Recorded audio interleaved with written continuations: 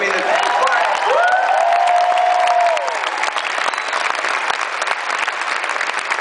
it is indeed my joy and honor to be here with you and to be in my brother's palace, Roger Kiel. What a wonderful building. And we have known each other for a long time. Reverend Cynthia, of course, we've known each other from the 70s. We were up the same neighborhood growing up back in the day. And Roger, we've known each other probably 70s, 80s in there. And as he indicated, we began the Association for Global New Thought. And you need to know that Roger is like the E.F. Hutton voice in that group. It's like Roger brings thundering wisdom and keeps everyone on track in terms of the principle and practicing the presence in such a powerful way. And you don't ever want to take anyone for granted. I know you see him every week, but Roger's a bad dude.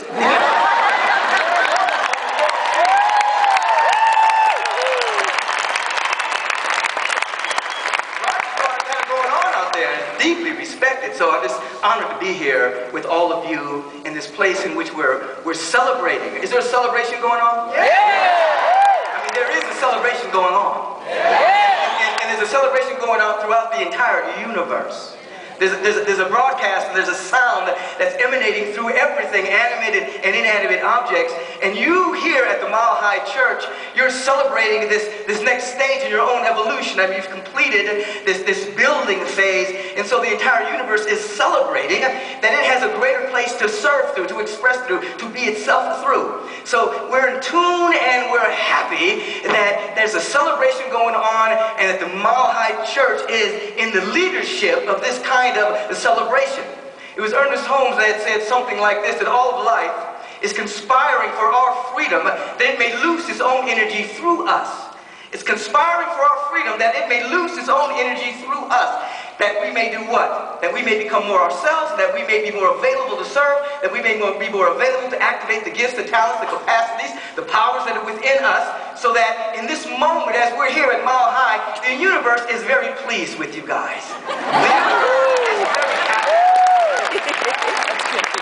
Because it's got a gigantic place through which to bring more power, more joy, and more service, and more love, and more commitment to this planet at this time in human history. So you are here by virtue of the fact that you've been practicing these spiritual principles, and you need to know that you are a part of a spiritual movement that, of course, that is sweeping the planet at this time in human history, that's inviting individuals to practice these ageless spiritual principles in such a way that we shift history, we shift the axis of history, and allow for the unfolding of that bright and golden age that has not only been prophesied, but is already in existence as the field of infinite possibilities and divine potentiality that is around us. In other words, every time you pray, every time you speak your word, every time you vision, every time you catch a vision, you are catching something that in another dimension is already happening, waiting for you to celebrate hard enough so that you vibrate at that level so that it can reveal itself. You are here for that reason, for that purpose at this time in human history. There is a celebration going on, and you're at the center of it, revealing all of the power, all of the presence, and all of the love where you are. And we can say that because we know that the presence of God is it is omnipresent, therefore it cannot divide itself into parts. It is fully present everywhere, so where you are, you get to reveal all of it according to your unique pattern and the way that God has designed itself as you here and now. So as you are moving forward with a greater expansion, a greater awareness of the utilization and the practicing of these spiritual principles and surrendering to them at a deep level, you are aware that you are shifting human history as we know it and are serving an emerging paradigm that we have all been visioning for and articulating for so long. In other words, you know in this congregation that you are not here to save the world, you are here to serve the next stage of human evolution. You are here to serve the next stage of what's trying to happen at this time in our life. People ask me oftentimes, how are we going to save the world? How are we going to? The world is crazy. crazy. How are we going to save the world? And I invariably ask them, what world are you trying to save? Are you trying to save the world in which slavery still exists on our planet? Are you trying to save the world in which bigotry still exists? Are you trying to save the world in which we are destroying the rainforest and our ecology? Are you trying to save the world in which countries are stockpiling nuclear weapons and there's wars and rumors of wars? Are you trying to save that world? And of course they look at me kind of puzzled, and ultimately they say, no, we're not trying to save that world.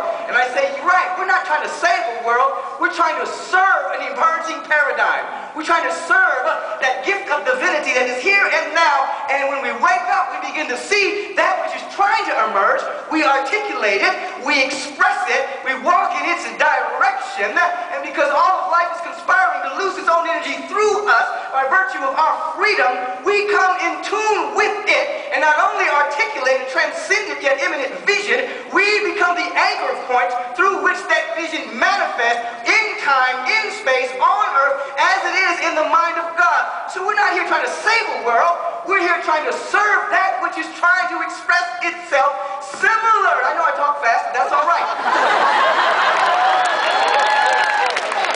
I talk fast so you can't take notes. Because if you take notes, you'll forget. But if you let it just come into you, you'll have the power of recall, which is a spiritual faculty, and anything you need to know, it'll come to you. But if you take notes all the time, you'll forget it, put it away, you don't remember what I'm saying, and you don't need to remember it anyway because you already know it. We're simply activating that which is already within you.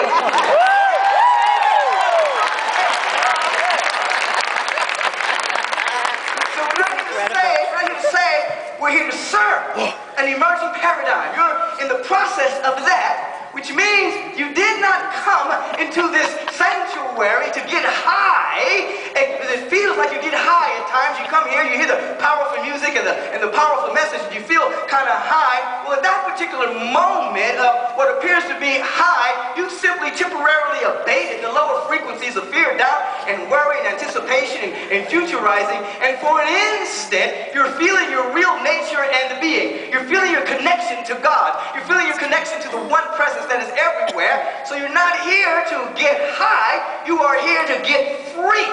You are here to be liberated from the ego-dominated perception, and you're here to be liberated from time so that the eternal presence can begin to sing its song through you, dance its dance through you, love through you, be itself as you. So your aha moments, those moments of tremendous insight, in those particular moments, you have become free enough to feel your way back to your real nature and being, of which has never been hurt, harmed, or endangered in any way, does not need fixing or improving or validation. It only needs to be known and activated and expressed. And as that begins to happen, as you begin to surrender to that, with that evolutionary impulse that is within you, which is another name for the God presence, lo and behold, that which has been holding you back, that which has been hindering, blocking, delaying, obstructing the divine pattern from expressing through you, you discovered that it was the figment of your imagination, your runaway, fear-based imagination, projecting it onto the screen of life and then allowing you to experience your own projection. You are here not to get high, but to get free.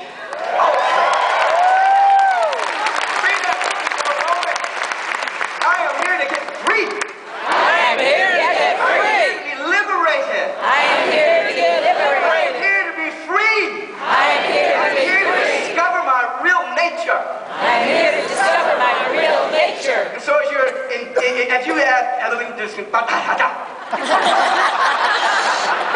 rewind that and play it backwards, it says God is in the midst of you all the time. So buy the tape and see what you can do with that.